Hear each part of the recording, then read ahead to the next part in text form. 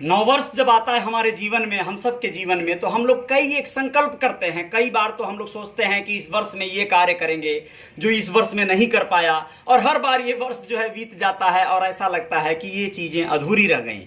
दोस्तों, जब आपके सपने साकार होने होंगे तो उसमें सिर्फ एक ही चीज़ सबसे बड़ा कार्य करेगा। वर्ष चाहे कितना भी बीतता चला जाए, आप न बदलें, वर्षों को बदलने दीजिए। आप बने रहिए अपने मिशन और अपनी योजना के साथ, आप कार्य करते रहिए। परिणाम एक समय के बाद अपने आप परिपक्व होकर मिलता है। जिस तरह से फल पकने में समय लगता है, जिस तरह से कच्चे मिट्टी के घड़े को कड़क होने में या उसको पक कर तैयार होने में, ठोस होने में, मजबूत होने में समय लगता है, वैसे ही आपके किसी भी कार्य का प्रतिफल मिलने में थोड़ा सा समय लगता है। उस समय तक धैर्य से बने रहना होगा। मान लीजिए आपने कच्चे घड़े को धूप में सूखने के लिए डाल दिया और वो सूख नहीं रहा है आपके अनुसार, तो फिर आप उसे अगर उठाकर घर में रख देंगे तो सोचिए वो सूखेगा नहीं बल्कि उद्दा ही रह जाएगा, और हो सकता है वो बिगड़ जाए, उसका शेप बिगड़ जाए, वो खत्म हो जाए। फल भी पक नहीं रहा है पेड़ पर आपके अनुसार, आपके हिसाब से, तो या तो आप उसमें दवाई और इंजेक्शन मारेंगे या फिर उसे तोड़कर कार्बाइड मार के पकाना चाहेंगे। दोनों ही स्थितियों में उसका स्वाद, उसका प्रारूप पूरा बदल जाएगा। लेकिन जब अपने हिसाब से, प्रकृति के हिसाब से, सिस्टम के हिसाब से जब कोई चीज़ परिपक्व होगा तो उसका एक अलग स्वाद आएगा, उसकी एक अलग पौष्टिकता होगी। नमस्ते, मैं हूं Ajay Sahni, star real reporter news पर आप सभी का पुनः एक बार है हार्दिक स्वागत। जय जयकार करने हेतु हाजिर हूं। और दोस्तों, आज मध्य प्रदेश से कुछ कहानियां ऐसी बताऊंगा जो एकदम सकारात्मक हैं। नए वर्ष में नई ऊर्जा का संचार करने वाली कहानियां हैं। कुछ लोगों ने अपने जीवन को किस तरह बदल दिया और कितना बड़ा आज प्रकल्प लगा दिया, वो सुनकर आप लोगों को खुशी होगी। आप लोग भी अपने जीवन में वैसा कुछ करने की कवायद कर सकते हैं। हो सकता है आपके जीवन में भी बड़ा बदलाव आ जाए। आप लोगों को मध्य प्रदेश से बता रहा हूं, कोरोना ने कई युवाओं को नए सपने बुनने का अवसर दे दिया। ऐसी ही एक कहानी है जबलपुर के एक युवक की। बायजूस में पढ़ाई का अच्छा खासा पैकेज छोड़कर ताजा नाम से अपना खुद का स्टार्टअप शुरू कर दिया।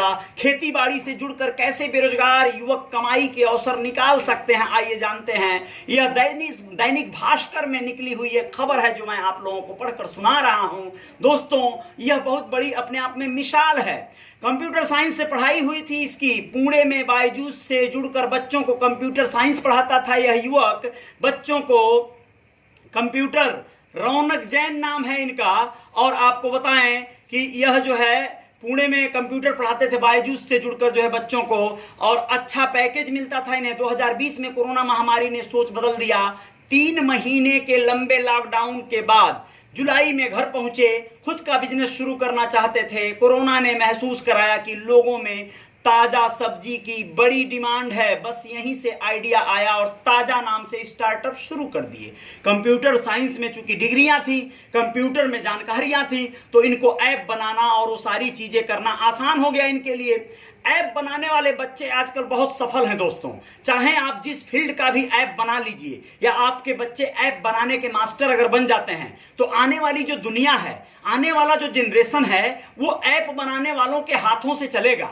यकीन मानिए, जो लोग ऐप और वेबसाइट और ऑनलाइन जितना काम करते होंगे, उनका जीवन उतना ही खुशहाल रहेगा। वो अपने घर को ही अपनी कार्यशाला बना सकते हैं, घर से ही बहुत सारा काम करेंगे। कुछ डिलीवरी बॉयज और आदमियों को रख लेंगे जो उनके सामानों को, प्रोडक्ट को खरीद कर लाएंगे, ग्राहक के यहाँ पहुंचाएंगे। तो ये क्या होता है आप लोग बता दें। इसी नाम से एक एप्लीकेशन ऐप तैयार किया इन्होंने। जवाहरलाल नेहरू कृषि विश्वविद्यालय के जवाहर राबी से जुड़कर अपने इनोवेशन को मुकाम तक पहुंचाया, और इसके लिए उन्होंने 18 लाख रुपए का फंड भी उन्हें मिला। इसके बाद स्मार्ट सिटी के एक्सक्यूबेशन सेंटर में मैनेजर अग्रांशु द्विवेदी और स्टार्टअप कंसल्टेंट श्वेता नामदेव की मदद से बिजनेस को आगे बढ़ाने और मार्केटिंग का गुर सीखा।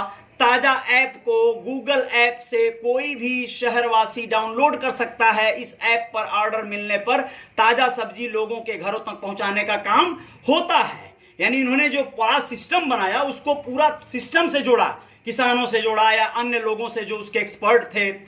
जवाहर राबी योजना से मिले फंड से लोडिंग वाहन और आरटीओ की अनुमति से डिजाइन कर चलते फिरते सब्जी की दुकान में तब्दील करवा दिया। जो फंड इन्हें मिले थे वो जवाहर राबी योजना से मिले थे, यानी एक तरह का लोन मिल गया था इनको। तो इससे इन्होंने अपनी गाड़ी खरीद ली, उसे डिजाइन करवा दिया, अच्छा खासा मॉडिफाई करवा दिया, सब्जियों की दुकान बना दी चलती फिरती गाड़ी पे, समझिए। पॉश कॉलोनियों में ये गाड़ी सुबह शाम एक समय तक जाती है, वहां सीधे लोग इससे सब्जी खरीद सकते हैं। मोबाइल एप्लीकेशन पर मिले ऑर्डर के मुताबिक भी पैकेट तैयार कर घर पहुंचा दिया जाता है। ये सारी चीजें हैं सकारात्मक वे में सोचने के लिए आपको। ताजा स्टार्टअप में किसानों और ग्राहकों के बीच दलालों को समाप्त करने का प्रयास किया जाता है। इसका दोहरा फायदा है, किसानों को उनकी उपज की अच्छी कीमत मिल जाती है और लोगों को भी खेत से ताजा सब्जी बाजार से सस्ते कीमत पर मिल जाती है। अब तक 35 किसानों से कॉन्ट्रैक्ट फार्मिंग का अनुबंध कर चुके हैं। ये किसान तय सब्जी उगाते हैं, किसानों से न्यूनतम कीमत का अनुबंध पहले ही कर लिया जाता है कि किसान टमाटर, पीला और लाल शिमला मिर्ची, सलाद पत्ती, गोभी, धनिया पत्ती सहित कई तरह की सब्जियां उगा रहे हैं। अब ताजा इस एप्लीकेशन से 2500 कस्टमर जुड़ चुके हैं। यादव कॉलोनी में ही उनका स्टोर है। यहाँ 4 से 5 महिलाएं सब्जियों की ग्रेडिंग, सफाई और आधा व 1 किलो की पैकिंग करती नजर आती हैं। जल्द ही वे हाइड्रोपोनिक व ऑर्गेनिक फार्मिंग का भी कॉन्ट्रैक्ट करने जा रहे हैं। इसके लिए किसानों को जरूरी ट्रेनिंग दी जा रही है। बीज, खाद वे स्वयं उपलब्ध कराएंगे। उनका कोल्ड स्टोरेज सोलर पैनल से संचालित होता है। सोचिए, एक प्लांट, एक प्रोजेक्ट डाला, कई एक बनाने का अवसर निकल आया। यानी आप जब एक प्रकल्प पे काम करते हैं तो आपको संभावनाएं और भी कई तरह की बनती नजर आती हैं। आप कई एक विस्तार ले सकते हैं। जैसे आप जियो को देख लीजिए, मुकेश अंबानी के कंपनी को एक प्रकल्प को सही से सुचारू रूप से कर लिया तो फिर तमाम तरह के उन्होंने उसी में लिंक अप कर दिए, जीवन से जुड़ी हुई चीजें।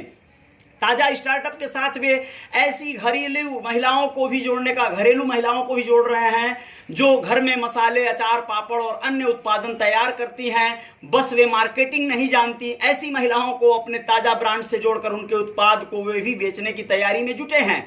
महिलाओं पर फोकस करने की वजह बताते हैं कि महिलाओं को अच्छे से पता होता है कि परिवार के लिए क्या हेल्दी है। उनकी कोशिश लोकल फॉर ग्लोबल की है। जबलपुर के बाद वे दूसरे शहरों में अपनी फ्रेंचाइजी शुरू करने की तैयारी में हैं। आने वाले वक्त में वो फ्रेंचाइजी बेचने लगेंगे। जबलपुर में फिलहाल चल रहा है उनका पूरा सिस्टम।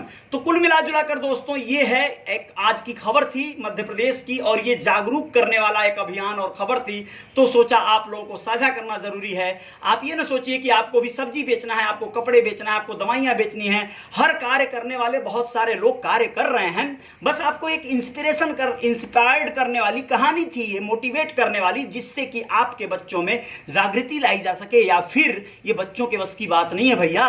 बच्चों को सिर्फ आप शिक्षा दे सकते हैं, प्यार दे सकते हैं, उनको खाना, कपड़ा, मकान दीजिए अच्छे से।